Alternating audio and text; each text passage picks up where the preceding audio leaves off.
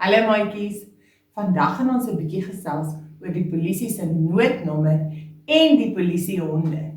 Nou maatjies, die noodnommer is die nommer wat ons kan bel as ons vinnig vir die polisie ietsie wil sê.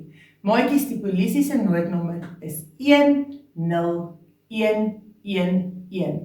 En 'n maklike manier om dit te onthou is om jou handjies te gebruik.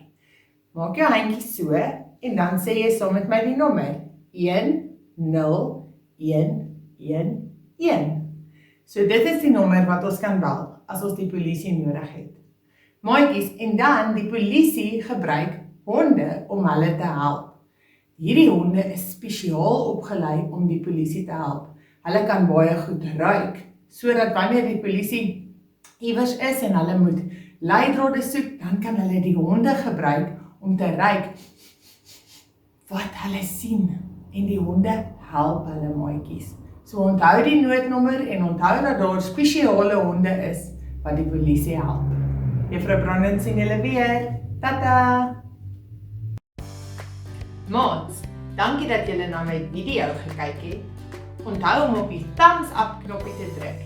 En as jy nog nie subscribe het nie, doen dit sommer nou. Jy kan ook op die klokkie druk om kennisgewings van nuwe video's te kry. Los gerus kommentaar, dit sal lekker wees om van julle te hoor.